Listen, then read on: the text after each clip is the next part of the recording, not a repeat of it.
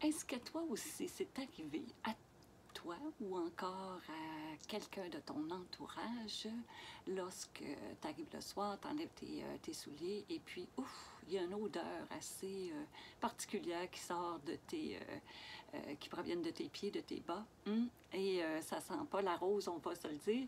Donc, si à toi aussi c'est arrivé ou quelqu'un que tu connais, reste avec moi. Dans quelques instants, je vais te présenter une solution tout à fait naturelle qui peut t'aider à ce niveau-là.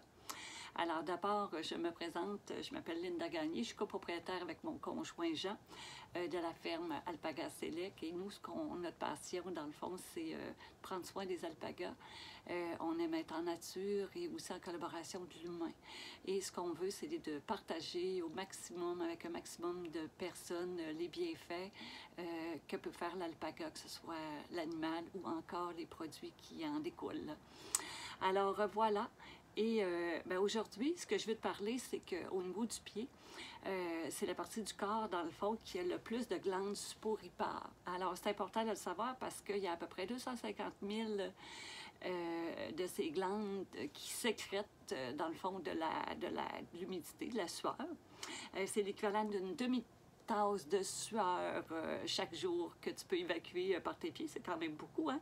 Et normalement, la sueur, ça sent rien parce que c'est bâti à partir, c'est de l'eau avec un petit peu de sel. Fait que 99%, c'est de l'eau. Et comment ça se fait que des fois, tu dis, oh, pas d'ail, c'est sûr que telle personne que je connais, il n'y a pas juste du sel là-dedans puis de l'eau, hein? Et c'est un peu de ça que je veux te parler, c'est qu'il est possible que tes pieds, lorsque ceux-ci vont transpirer, c'est que la sueur, elle ne s'évacue pas.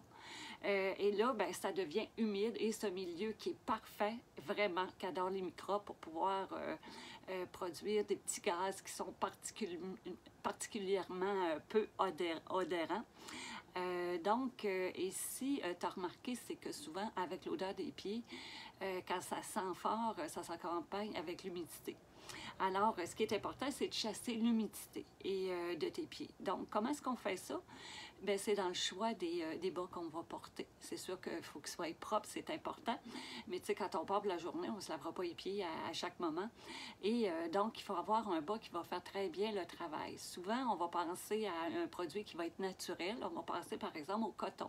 C'est un produit qui est naturel, mais malheureusement, le coton, lui, a tendance à vouloir conserver l'humidité collée sur ton pied. Fait que, c'est pas bon dans la situation où on parle.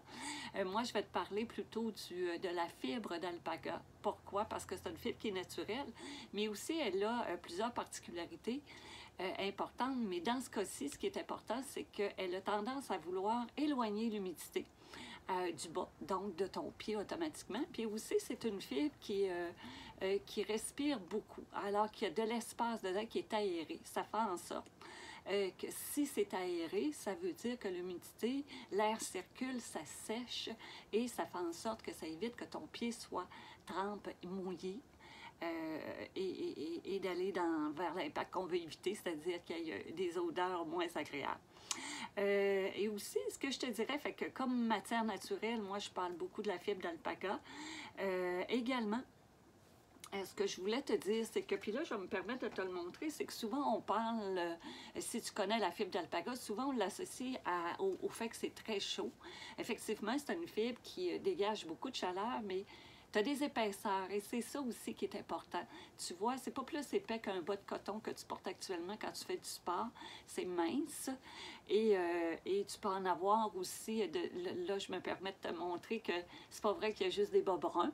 Alors tu peux en avoir avec des beaux motifs, des bas de ville qu'on appelle, qui sont minces aussi, que tu peux porter à un soulier de tous les jours.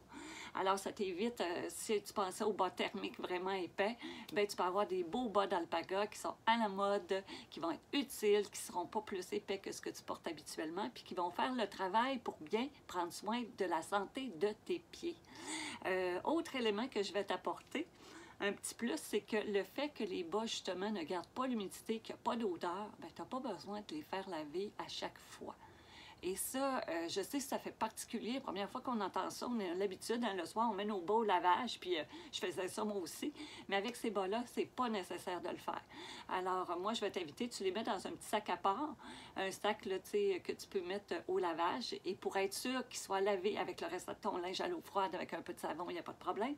Mais ils ne vont pas à la sécheuse. Non, non, non, non, non, ils n'aiment pas la sécheuse. Donc, c'est important, peu importe où tu prends tes bas à partir de fibres d'alpaga, je te le dis, c'est quelque chose que tu as intérêt à utiliser. Puis l'autre volet, bien, ce qui est bien, bien, bien agréable, c'est des bas qui sont aussi hypoallergènes. Fait que si tu as tendance à gratouiller dans le pied, puis tu dis, ah, c'est un peu comme de la laine, c'est de la fibre. Alors, et à ce moment-là, c'est pas rugueux, c'est vraiment très, très doux. L'animal, la fibre d'alpaga, c'est un animal qui est très, très doux. Alors, c'est un peu ce que je voulais te partager aujourd'hui.